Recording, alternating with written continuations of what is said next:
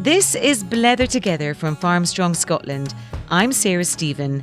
This time we are thinking and talking about menopause. I feel old, suddenly.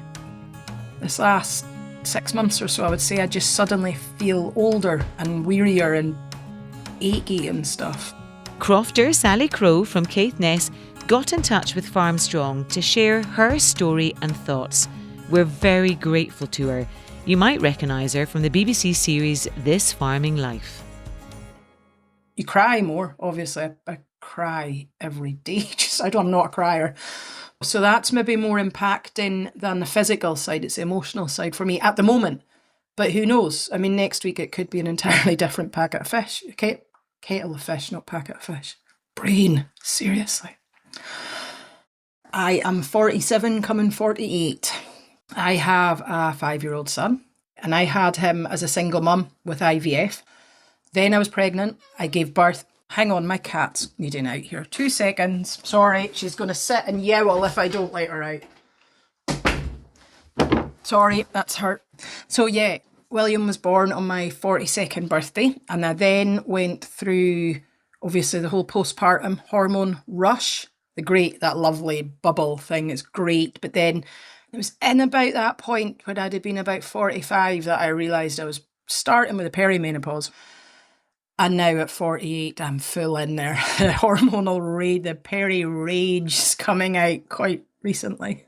I would have quite happily beat a woman to death in Tesco's with a French baguette one day because she slammed into me with a trolley, or hit me by accident, The hot flushes, the night sweats, the not sleeping.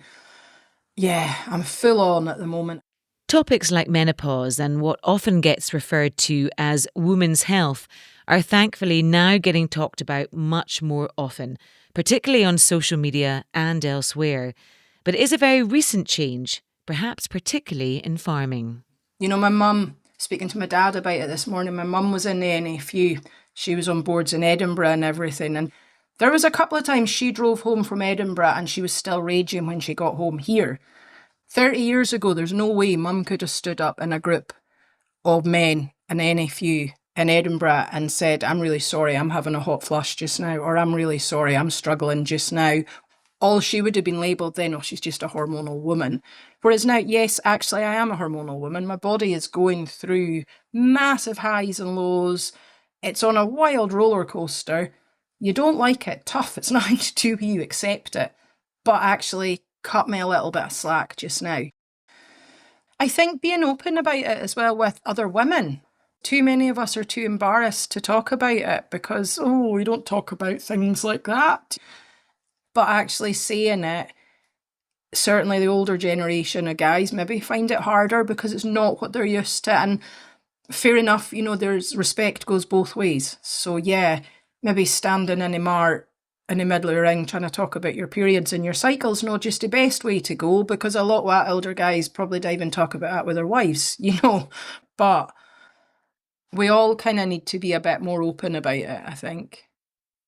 Oh, that's the other thing that's happened. The one good benefit I've found from menopause is I'm dark. I was at one point dark-haired. I'm not now. I've gone grey quite rapidly.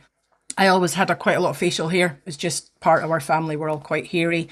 But the good thing is the moustache is gone because it's now dropped and it's now become a beard. It's just dropped all the way down. So, benefits. I don't have to worry about the tash. I've just got the chin hair now. So, and if people see me sitting at the traffic lights picking away, just ignore me because I don't care that you're seeing me picking them. How fantastic. Thank you to Caithness Crofter Sally Crowe for being so honest and so humorous. Listening to that alongside me is an expert herself, Dr. Heather Currie. Heather, just your initial reaction to Sally. It was fantastic, actually.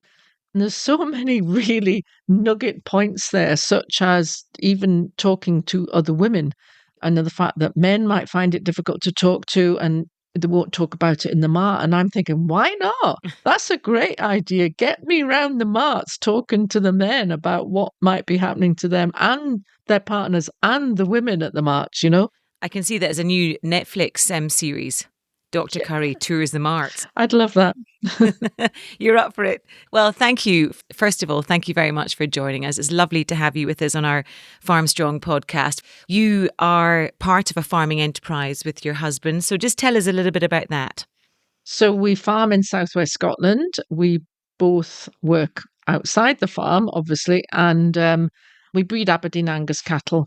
And it's a great way of getting exercise. So, one of the messages to get across, which actually many people in farming will already be doing loads of exercise. And there's so many things around managing menopausal symptoms. It's not just about taking medications. There's so many other things around it. And what I love when I'm helping is being outside in the fresh air, doing exercise without thinking it's exercise. It's just so much good stuff within farming that can help with the menopause transition. So I loved helping. Did you grow up on a farm? I did, actually. I was brought up in north of England on a hill farm, beef and sheep. Went to uni at Newcastle. There I met my husband doing agriculture. We had maybe just a few years of not being directly as involved with agriculture, but we very soon, after buying our first house, then rented a bit of land for cattle, and then were lucky enough to buy our own small holdings. So we have a couple of small holdings, southwest Scotland, and focus on the breeding, on the genetics. Now, typically when I do these podcasts, at the beginning, I would do a quick fire, rapid fire of questions. Are you, we're a wee bit in. Do you still feel like having a wee go at that? Yeah, why not? Go for it. Right. Tea or coffee, and how do you take it? Tea in the morning, quite strong with milk, no sugar. And then coffee's mid-morning. I switch about, you see, but it has to be tea first thing, preferably before I've got out of bed. Mobile phones in the bedroom or not? They sneak in there, don't they? For the alarm mainly, but actually it's good not to have them in the bedroom. How do you answer the telephone? Hello, Heather Currie here. How can I help you? What is your biggest fear? Getting old. Is it? Actually, I am quite old, but it's okay so far. One subject you would like to know more about? Oh, gardening. Most memorable moment? Birth of my children. That's 2 moments, sorry. Go-to drink? At the moment, 0 Guinness or no Zecco. Right. I find that alcohol just doesn't suit me. I like a nice glass. I like a bottle. I like pouring it in. I like the flavour. I like socialising it, but I don't need the alcohol. Yes, it's the art of doing it. Okay, sorry, we digress there a little bit. How would you rate, on a scale of 1 to 10, your current level of stress? 3. Who do you turn to for support? Husband and children. And is your bed made right now? Yes, amazingly. Well done, well done. Going back to something that Sally said, her mum in a room full of men would never have said, this is how I'm feeling, cut me some slack, give me a bit of a break. And I'm just wondering, are we, she talks about the freedom to do that now, but I'm wondering, do we do it? Sometimes. So the big message around menopause is that everyone is different in terms of how the menopause affects them. So the baseline biology is that we stop producing estrogen. So our ovaries produce estrogen. It's a really important hormone, and it has all sorts of effects. And when our estrogen first fluctuates and then becomes low, that can trigger all sorts of reactions. So the first thing about individualization is that even though it's the same biological process, everyone is affected differently. It is unique. And similarly, then, when we come to how do we deal with it, again, everyone is different. So there's much more awareness now. There's much more chat about menopause in various forms, in general conversations, in menopause cafes, online, on forums, on podcasts. There's a whole load of stuff on telly also. But for some women, it's still very personal to them. So we should never have a blanket approach. And sometimes at the moment, there's so much about it. I think some women are feeling under pressure to actually talk about it or take a certain treatment when actually they may not want to. So whatever we're doing, whichever way we're giving information, we always have to keep in mind everyone is going to deal with this in a different way. The Farmstrong Scotland annual survey is now open on our website. This survey shapes everything Farmstrong does, from the resources we create, like our sleep guide, to the podcasts and webinars we produce with our wellbeing partners. By taking part, you're helping us understand what matters most to farmers and crofters right now. Your feedback makes sure Farmstrong continues to deliver support that's relevant, practical and truly useful for our community. It only takes a few minutes, but it makes a huge difference. Please head to farmstrongscotland.org.uk and fill in the survey. If you didn't catch the link, don't worry, it's also in the written show notes for this episode. I'm 52 and I've no idea where I am in that process. The way I describe it to people is that you don't know it. You have a flu or you have a rash, you can see it. You have a flu, you feel it, and you know within a couple of days if you lie low, you'll be feeling better. But it's a sort of cloud that hangs over you and it sort of creeps up on you as well. And you just don't know whether or not, is this it? Am I in it? Am I not in it? There's just a sense of not feeling yourself and not feeling quite right. No one's going to tell you this is going to be another year, or you might be out of it in 2 years, or do this. And that's the worst thing, is you can't quantify it in terms of how long you're going to be in it, and you don't know whether or not you are in it sometimes. It often can be subtle. There are certain types of menopause where you get a sudden drop in estrogen and it's really obvious, and symptoms can start quite quickly and can be quite severe. For example, if someone has what we call a surgical menopause, whereby their ovaries are working normally, they're having a regular cycle, or they're using contraception, whatever, but the ovaries are churning out estrogen. And then if the ovaries are removed, or if they're affected by various treatments that might be used, for example, some treatments for cancer will affect the ovaries.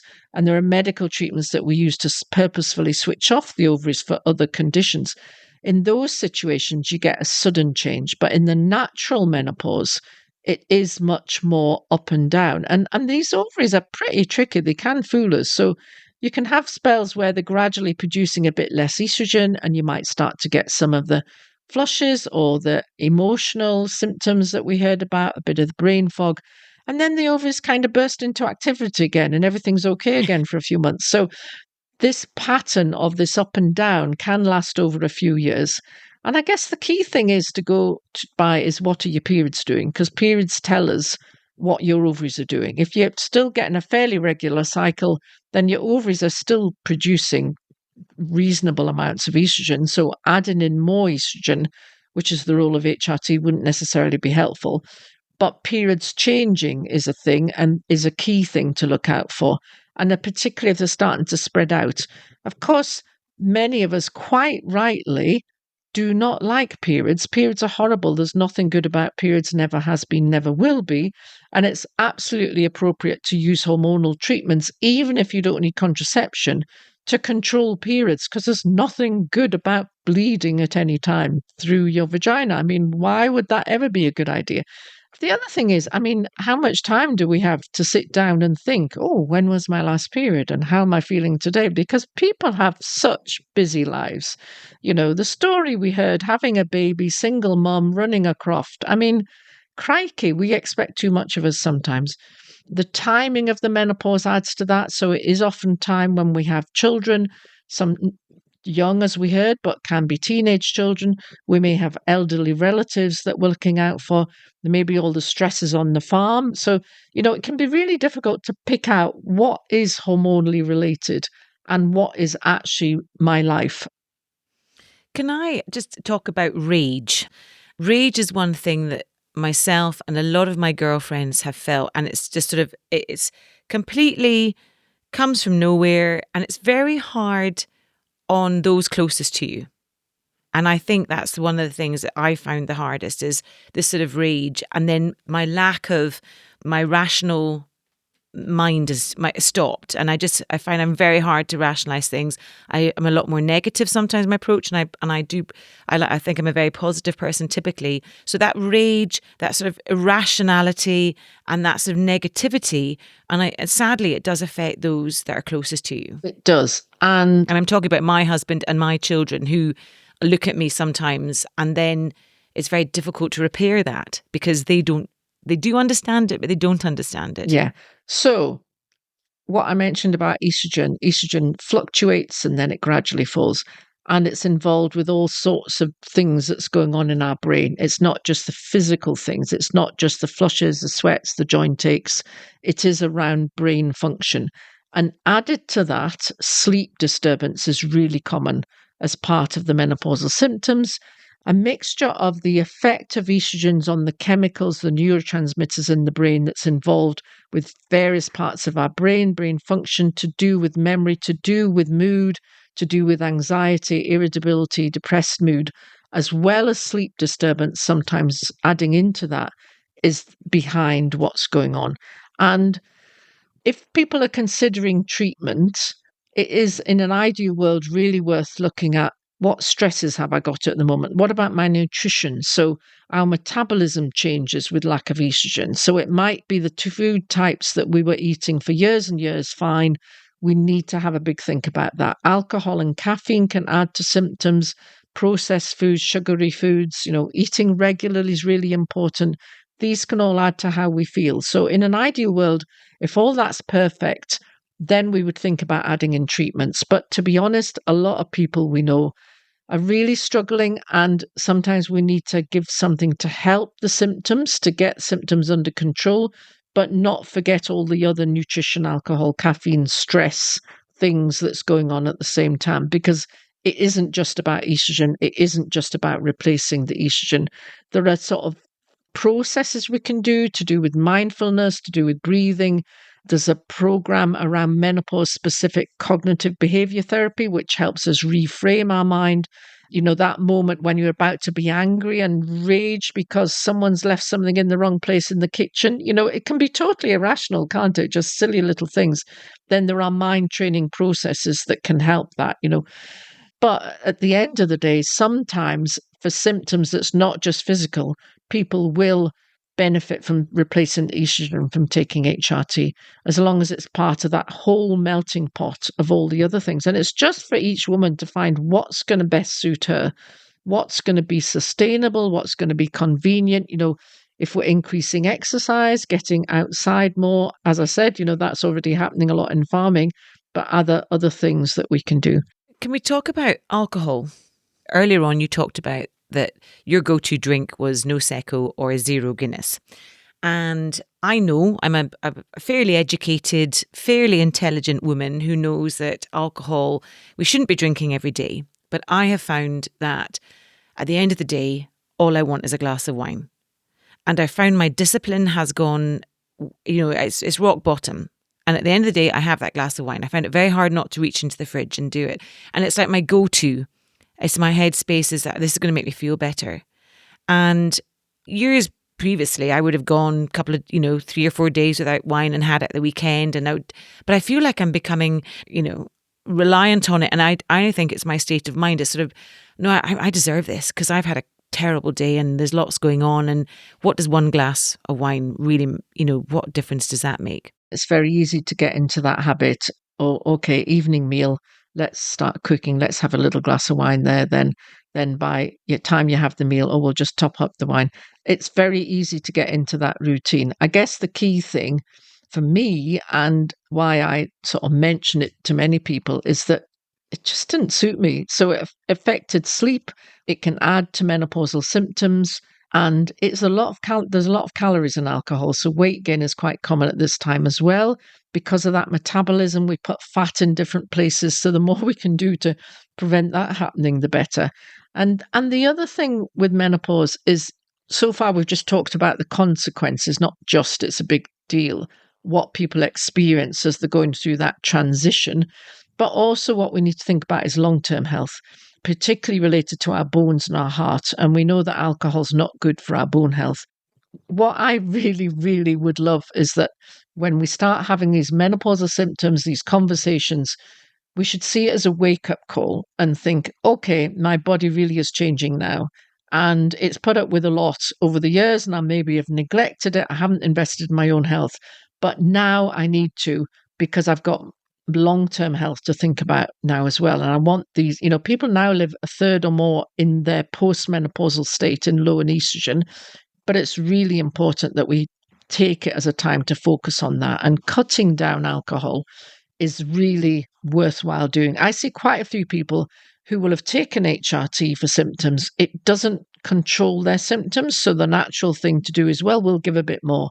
And then actually that can cause side effects and problems such as bleeding, which is why people need to come to our clinics. And the first thing we say was actually, if you cut down that alcohol, we won't need to keep increasing your estrogen, because actually that's contributing to the symptoms, and therefore you'll have less side effects. So for me, it is what is a really nice thing to do is to sit down with a nice glass with something in it, but it doesn't have to have the alcohol content. And why I wasn't trying to advertise Nose Echo and Zero Guinness, but I like the taste and I like that aspect of it, but not the alcohol. So it's just trying to retrain into doing something different. Yeah, we're very lucky. There's lots of options on the shelves now, isn't there, when it comes to zero alcohol? Okay, Heather, thank you very much. We're going to be back with you in just a minute, but there's lots of menopause-related resources and information at the Wellbeing Hub on the Farmstrong Scotland website, farmstrongscotland.org.uk. That's been developed in partnership with Heather, and thank you, Heather. That's brilliant. Highly recommended for anyone looking for more information or help, and I suspect there'll be lots of people out there that will be. Next up for us, a second Blether Together listeners' experience of menopause. We were in the far north in Caithness, a beautiful part of the world, earlier. This time we're heading to the very south of Scotland. Hi, I'm Lesley Mitchell. We have a mixed beef, venison and cereals farm near Hawick in the Scottish borders. I'm 57 years old and I have a husband and 2 sons. They're both married and we've got 5 grandchildren. My experience of the menopause, at the time, it was just something you just had to deal with. You had to get through that. I was lucky that I work on the farm. I work off farm too, but working on the farm, I could take myself away and have some time for myself, which helped greatly. Some days when the symptoms were quite bad, I felt it was quite difficult for me to say that I was going through menopause because I didn't want to be treated as an emotional woman of a certain age. But I still feel that. I still don't like to bring it up. And I think that's something that just awareness would be a big, big help. Looking back, I think it wasn't the worst experience of menopause, but the brain fog was real and the anxiety was definitely real. Just as I started to go into perimenopause, my mother died. And because I have husband, a father, 2 sons and a brother, it was all male family members who understood what I was going through. They were sympathetic, but they just didn't fully appreciate exactly what was happening in my mind and my body. And they were all grieving as well. That was quite difficult, to be honest. It was quite hard to deal with, and it was quite hard for my family members to see me going through changes at that time as well. I didn't actually take any medication or hormone replacement therapy. I don't like to put anything into my body that doesn't need to be there, but medication has come on a lot, and it can help a great deal. It was just something that for me personally, it wasn't an option that I really wanted to take forward. Talking is as good as anything, and I'm really pleased that Farmstrong is having a focus on menopause, not just for women, but everybody, so that the husbands, partners, sons, fathers, they can all be there to support and know what's happening, what's going through. So I think that make a very big difference. To end on a positive note, I'm now pretty well through the menopause. I'm just about there, I think. I still have some anxiety. I still have hot flushes now and again, but they're not near so bad. And I am feeling better than I have felt for a long time in my life. I'm not having a menstrual cycle. I'm not having hormone imbalance. It's fairly level. I'm fit and healthy. I'm strong. I do a lot of walking. I do hill climbing. I've recently taken up weights, and I've just got time, strength, energy, and brain space to do that. It was quite difficult a period in my life, but moving on forward, it's freed me up. It has. And it's a very supportive family. A big thanks to Lesley. I'm very glad that things are on the up for her. That was wonderful to hear that, actually. Women working in farming, I was questioning, will they have the same immediate support as someone working with lots of other women? And therefore, is it more difficult for them to talk about it if they want to talk about it? And so, I was brought up, as I said, on a farm. The word period was never mentioned. My neighbour at one time went into hospital. When I curiously, as a child, asked what was wrong, I was told, oh, it's women's troubles, And I really hope that has changed. And what I didn't know is that a farming kind of culture? When you think about it, men are like carving cows and lambing sheep and know all that stuff that's happening biologically, don't they? But actually, listening to Lesley, I think there is a difference with farming in women. And yes, we have social media and WhatsApp and better ways of keeping in contact, but it's to actually send a message to someone. For example, I'm really struggling today. Can we catch up? Is probably more difficult than already being with women and then going for coffee breaks together. So I do think there is a unique difference with farming in women. I've been convinced about that, even just from hearing Lesley talk there. So a few other things from that yes, in many women, the symptoms do resolve in time. The average duration of those, we call them early symptoms of menopause because they start early in that transition from your ovaries working to not working. The average duration, we think, is about 7 years. But for many women, they get very few of those symptoms, and some women have very many of those symptoms. And we cannot predict how long this phase will go on because, as I said, it's not just about being low in estrogen, it's around how that's affecting us individually. We're all different. Our lives are different. Our nutrition's different. Our stresses are different.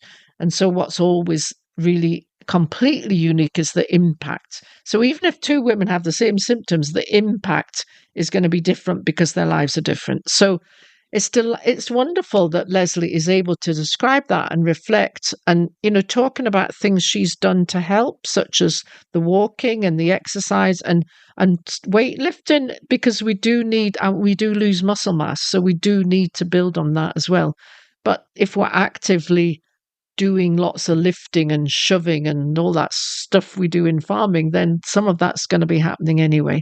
And I mean, not only Lesley and Sally have been sharing with us, we've had some fantastic questions from some listeners who are keen to put your knowledge to the test. One question, why do my legs and joints hurt so much? So as I said at one point, estrogen has actions throughout the body.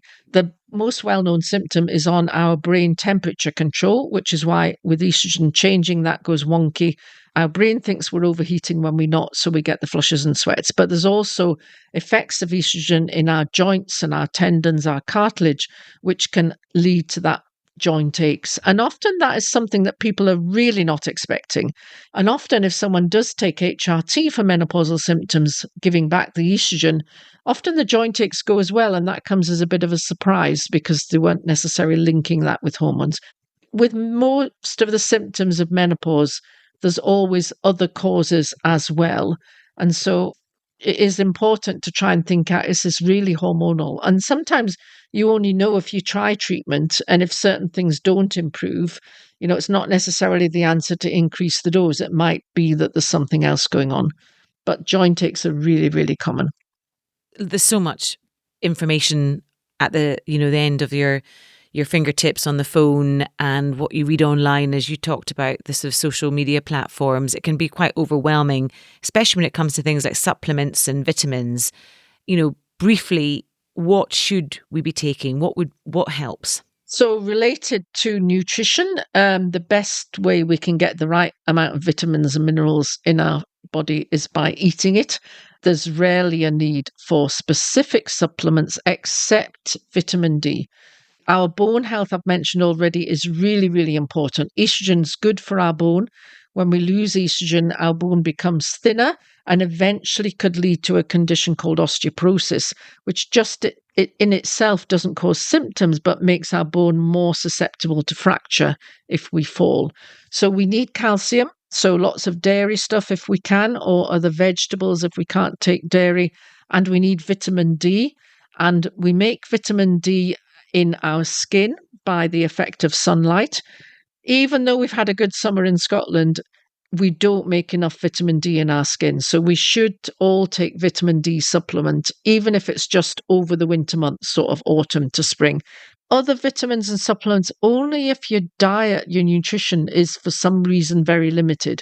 The best way is to think about having a really colourful plate, just lots of different colours, lots of vegetables, we need protein. So whether that's meat or fish, beans, seeds, just a whole range of things, that whole Mediterranean diet thing going on. And if we can do that, then we don't need to waste our money on other supplements apart from vitamin D. That's good advice. How often should our HRT plan be reviewed? So whenever starting HRT or changing the type, the dose or the route, in an ideal world, we should have a review in 3 months. So the reason to leave it that time is sometimes the symptoms that we're taking it for aren't treated straight away. And sometimes initially we can get some side effects such as breast tenderness or headaches or bleeding, which in most women do settle. And so 3 months is a reasonable time to think, how is this affecting me? Is it doing what it says on the tin? Am I feeling better? Which bits are better? Are the bits that's not better? Is there a bleeding pattern going on? And just to have a general discussion around the effects to see if either the type, the dose, or the route is worth changing. Once settled on treatment, so we're happy that we have our symptoms are controlled, there's minimal side effects, the bleeding pattern, if present, is correct. There are types of HRT in the post-menopause where we don't recreate a cycle, so we shouldn't be bleeding. But once settled, there should be a review once a year. We know that isn't always happening at the moment. There's huge capacity issues on primary care where this review would take place, but that is the recommended. And one that I think is very, very pertinent is our relationship felt under real strain, and we thought we were in crisis until we realised menopause was at the root of it. Now things are better, but what advice would you give to couples going through that stage so they don't reach breaking point? If we can, the best thing is that the men in our lives know about this as well. In workplaces, we're doing a lot of education for male colleagues, not just for the women, so they know what to look out for, so they can have an idea about how to help. The recent talk I did, one of the male colleagues said, I just want to know how I can help my wife and my colleagues. And just them understanding and knowing, on Menopause Matters website, we have a man shed. So there is information. It's the same basics that we want them to know, but just to be aware of it and talking. The best thing is talking. It's really difficult. And one of the things that often crops up with menopause is around the sex. One of the symptoms of menopause is our vaginas can become quite dry and uncomfortable. And often then, if something's sore, why would you want to do it? But often women find that, if we can't talk openly about menopause in general, then what hope is there for us suddenly to, I want to talk about my vagina tonight after tea, if that's okay. That's not going to happen very often. But it's really important to be able to talk about it because there are really effective treatments. And often if you just keep it to yourself, it's just going to get worse, whereas that can be treated. I do say to men, don't offer solutions. Men want to fix things, don't they? This isn't something they can fix. It is for each woman to work out herself what to do, but it would be great if they can understand what's going on so they know they haven't done something wrong. If there is that bit of friction, it is just around working through it together. That's fantastic. So wives, mums out there, I think this podcast has to be played in the car, in the background. Dr. Heather Currie, thank you very much for sharing your knowledge and expertise, and I hope that our listeners, both male and female, have got a lot out of it. You're very welcome. It's been great fun, and there's so much more to talk about. Okay, we need a series. I told you, we need a Netflix series, Dr. Currie and the Marks. You heard it here first. Huge thanks to Dr. Heather Currie MBE for taking the time to speak. Thanks also to Sally Crowe from Caithness and Lesley Mitchell from Hawick for sharing their menopause stories. There is more from Dr. Heather Currie at menopausematters.co.uk. There is also a menopause resource on the Farmstrong Scotland Wellbeing Hub. Find that at farmstrongscotland.org.uk. It's been developed in partnership with Dr. Heather, so you know it's going to be good. You can also find Farmstrong Scotland on social media. Please like and share our posts to help us grow and reach new people. And get in touch anytime, particularly if you have any thoughts on who we should be speaking to in future podcast episodes. For now, take care and see you next time.